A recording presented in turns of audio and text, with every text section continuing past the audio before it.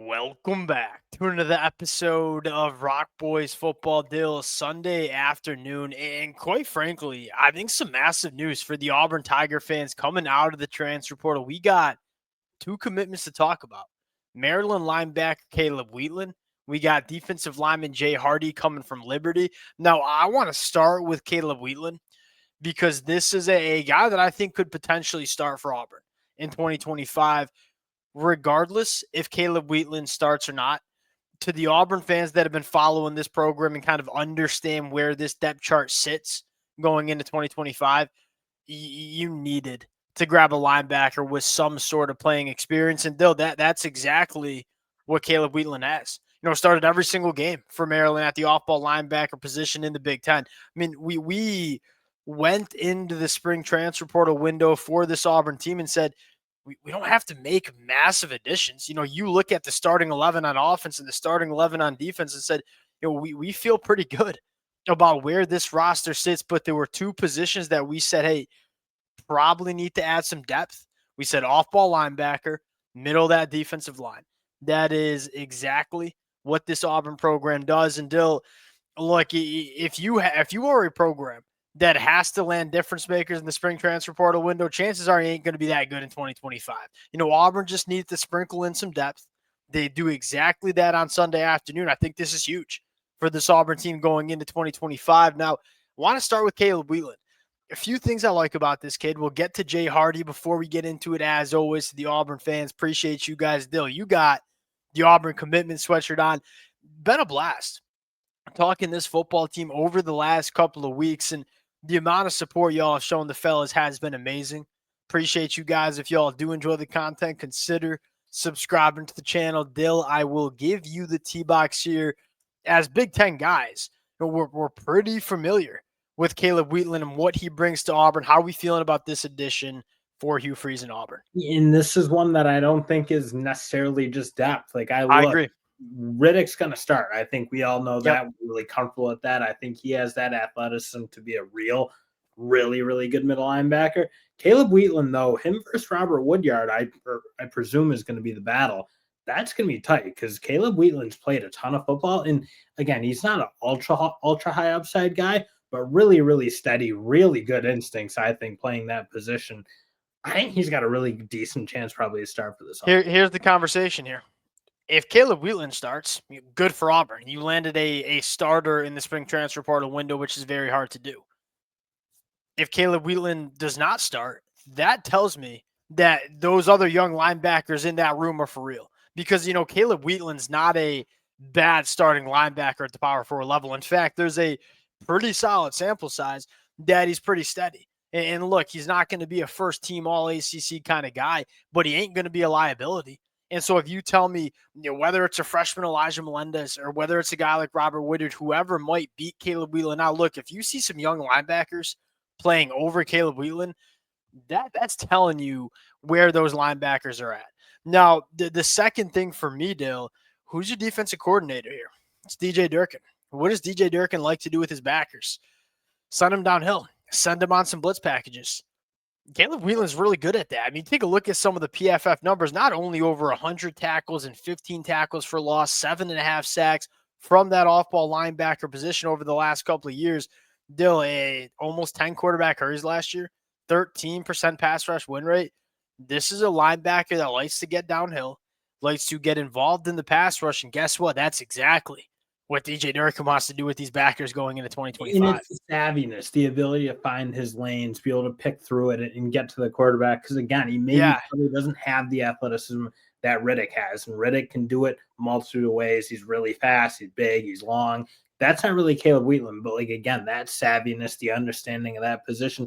And that's probably a good point because I don't think that when I said he's got a good chance to start, I don't know that that's like a shoo-in necessarily because you said it. There are guys like Elijah Melendez lurking. I mean, DJ. And look, you wanted to add a guy like Caleb Wheatland to make sure if those young linebackers are playing, it means they're ready. At this point, if you don't add a guy like Caleb Wheatland, you're just playing those young linebackers because you have to, because you don't have a ton of other experience and guys that you know what they are.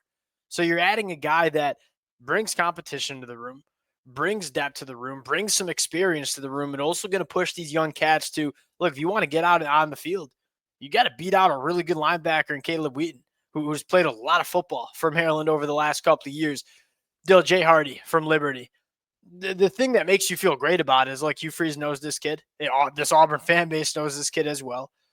That always makes you feel more comfortable because, Dill, I always say this, and especially in the spring transfer portal window, things happen fast. It's easy to scout the player. You just turn on some tape, get a feel for what he brings, what he's capable of. It's a little harder to scout the person. And that's why you see so many transfer portal additions just not work out. It doesn't always mean they're bad football players, but they come to a program that they don't really know all that too well. They might have been on campus for 24 hours. Hugh Freeze knows Jay Hardy. Jay Hardy knows Auburn. I don't think Jay Hardy comes in and is a all-conference guy for Auburn.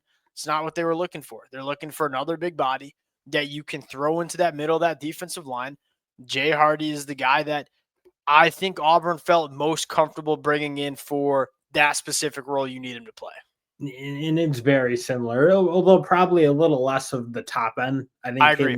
When you feel more comfortable with him being like a starter, taking meaningful reps, it's probably not exactly what you want to see from Jay Hardy, because you probably just prefer Antonio Coleman or Malik Jordan Crawford. Antonio Coleman ain't seen the field until he gained. I get him mixed up too. I think you got Jordan Crawford and Antonio Coleman mixed up. Possible. Jordan Crawford, Malik Autry. Those are the guys you want to beat Jay Hardy out. Dill, I'll tell you what, I look at this depth chart right here. I feel a lot better about where we sit from a depth standpoint. You were, DeMarcus Riddick was what? Was he the most experienced linebacker on this football team? He was 2 hours ago. Now you're bringing Caleb Wheatland. You look at the middle of that defensive line and say, look, I feel better about it coming out of spring because I heard all the things I need to hear from Malik Autry and Jordan Crawford. But you're bringing another guy that, for very similar reasons that we talked about linebackers, like, hey, we don't have to play Malik Autry or Jordan Crawford if they're not ready yet. Yeah, Jay Hardy. Now it's, Malik Blockton you feel good about. Jamison Travis you feel good about. Dallas Walker you feel good about. Yeah, Jay Hardy, Malik Autry, Jordan Crawford. Now we're talking about 6, 7 guys that we feel good about in the middle of that defensive line, where going into spring practice, that number was maybe 3. And I guess, I guess that's kind of how I feel about where Auburn sits with these transfer portal additions. Dill, you look at this team and you can even scroll up to the offensive side of the football. You're not going to get better than the roster you have in the spring portal window. I know there are some Auburn fans that probably wanted to add an offensive lineman. I hate to break it to you, that there's not any offensive linemen currently in the transfer portal that are better than Mason Murphy or Jeremiah Wright or Xavier Miller. There's just not. And so Auburn took the approach of, hey, we just have to address some of the depth on our roster. That is exactly what they did. And I think if you're an Auburn fan, I don't even know if you need to do much more. Now it's kind of focused on let's hold on to the rest of our roster and bring this into 2025, because this team, we've been saying it all spring. Like it's on paper, it's good enough to compete at the top end of the SEC. They took care of business in the winter. That's that's where if you're going to need to make big time impact moves, you got to do it in the winter. Because again, as much as I feel like every year they'll have new reasons why people think the spring portal is going to have a ton of good players, that's just not what we've seen. We're not really seeing it right now. The players in it, like there's definitely a few, but just not a ton of guys who make impacts on teams like Auburn or a team like Florida or a team like Georgia, Ohio State. Like there's just not many of those guys. And the offensive line, again, Auburn did what they needed to do in the winter portal, I think, and they've been able to keep the bulk of their roster together. You're not seeing a ton of guys leave this Auburn program. I don't really see that they need to be out there really being aggressive for anything else. Well, because who in the spring transfer portal window is going to play for Auburn? Like there ain't that many guys. Maybe Bo Atkinson from North Carolina, but there's really not a lot of players that I think would help Auburn at this point in the spring portal window. We'll close it out there. Appreciate you guys rocking with it. If y'all do enjoy the content, consider subscribing to the channel, and we'll talk to y'all later.